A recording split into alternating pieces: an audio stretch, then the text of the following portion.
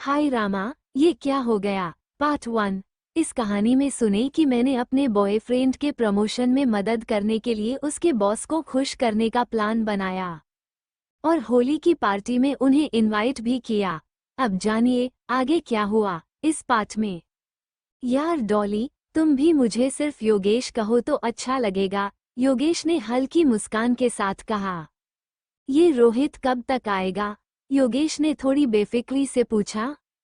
मैंने दबी आवाज में योगेश से कहा, मैं रोहित से पूछ लूं क्या?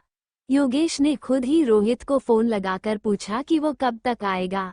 दूसरी तरफ से रोहित ने योगेश को बताया कि उसे आने में बहुत देर हो जाएगी। रोहित के जल्दी घर न आने की बात सुनकर योगेश को निश्चित तौर पर खुशी हुई और माहौल पहले से भी ज्यादा नजदीकी महसूस होने लगा।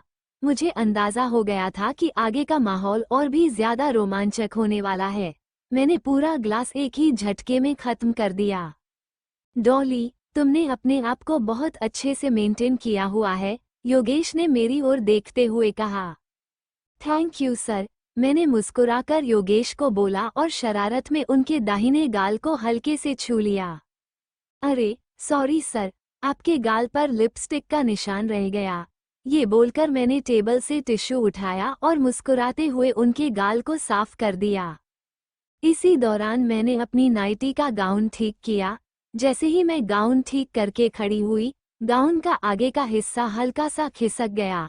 उई, मैंने शर्माने का नाटक करते हुए जल्दी से उसे ठीक कर लिया। अरे वाह, योगेश सर के मुंह से अचानक निकल गया। शायद उन्हें इस पल की उम्मीद नहीं थी। उन्होंने खड़े होकर मुझे हल्के से कमर से थाम लिया और मेरी नाइटी की डोरी को कस दिया। नाइटी टाइट होकर मेरे शरीर पर फिट हो गई। अब मैं अच्छे कपड़ों में थी और योगेश सर की नजरों से बचते हुए मुस्कुराने लगी। बहुत सुंदर, योगेश के मुंह से निकला। मैंने आंखें खोलीं तो देखा कि उनकी नजरें मुझ पर गहराई से टिकी थीं और उनके चेहरे पर एक अनोखी चमक थी। योगेश ने मुझे हल्के से अपनी ओर खींचा और अचानक मेरे करीब आकर मेरे गाल को छू लिया। उस पल मेरे अंदर एक अजीब सी हलचल हुई और मैंने आंखें बंद कर लीं। डॉली, तुम तो सच में सिर से पांव तक कमाल लग रही हो, योगेश ने मुस्कुराते हुए कहा। अच्छा, ऐसा क्या खास है मुझमें? मैंने शरारती अंदाज में पूछा। डॉली, तुममें हर चीज खास है, योगेश ने मुस्कुराकर कहा और मेरे करीब आ गए। मैंने शरारत में बोला, सर, मुझे कुछ अलग सा महसूस हो रहा है। योगेश ने हंसकर कहा, पगली, ये सब तुम्हारे जादू का असर है। मैंने ललचाई नजरों से योगेश को देखा। उसकी मर्दांगी में एक अलग ही आकर्षण था, जो मुझे और भी करीब खींच रहा था। सर, आपकी ताकत तो कमाल की लग रही है, पता नहीं मैं इसे संभाल पाऊंगी या नहीं, मैंने शर्माते हुए कहा। तो चलो, तुम्हारे बेडरूम में चलकर देखते हैं कि वहाँ कितनी जगह है। ये कहते हुए योगेश ने मुझे खड़ा किया और मैं उनका हाथ पकड़कर कमरे में ले गई। बेडरूम में पहुंचते ही योगेश ने जल्दी जल्दी अपनी घड़ी उतार दी। अब वो मेरे सामने पूरे आत्मविश्वास से खड़े थे और मैं सिर्फ हल्की सी नाइटी और पतले गाउन में थी। उन्होंने बेड के पास रखी पानी की बोतल उठाई, ढक्कन खोला और शरारती मुस्कान के साथ मुझे बिस्तर पर धीरे से लिटा दिया।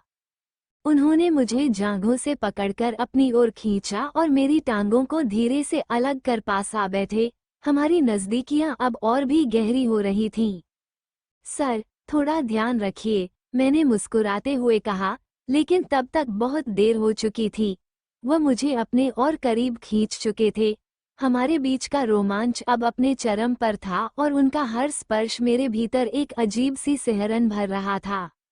उई, मैंने हल्की सी सिहरन महसूस की। योगेश ने मुझे करीब खींचा और धीरे धीरे मेरा हाथ थामकर रोमांचक नजदीकियों का आनंद लिया। मैंने महसूस किया कि अब हमारे बीच का रोमांस चरम पर है, लेकिन सब पूरी तरह सुरक्षित और हल्के अंदाज में था। लगभग कुछ मिनटों तक हम दोनों करीब थे और रोमांचक नजदीकियों का आनंद ले रहे थे। फिर योगेश ने मुस्कुराते हुए कहा कि अब थोड़ी जगह छोड़ दें ताकि हम आराम से बैठ सकें। हम दोनों हल्के अंदाज में अपनी जगह बदलकर फिर से पास आ गए। मैंने महसूस किया कि योगेश बहुत करीब आ रहे हैं। ठीक है, इतनी नज़दीकी ठीक है, मैंने हंसते हुए कहा। हम दोनों ने हल्की नज़दीकियों के साथ अपनी जगह बदल ली।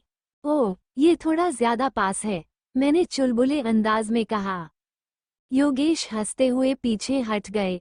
अब योगेश कुछ देर के लिए रुके और उन्होंने मेरे कान में कहा, रानी, सब ठीक है। हालांकि चीजें थोड़ी मुश्किल लग रही थीं, पर मैं बस चाह रही थी कि सब जल्दी ठीक हो जाए।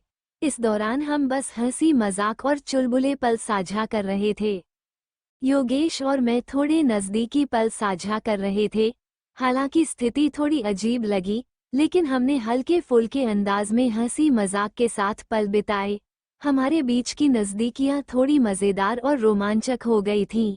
थोड़ी देर की बातचीत और हंसी मजाक के बाद मैं थोड़ा राहत महसूस करने लगी। दोनों की दोस्ताना नज़दीकियां और मस्ती हमें और करीब ले आईं।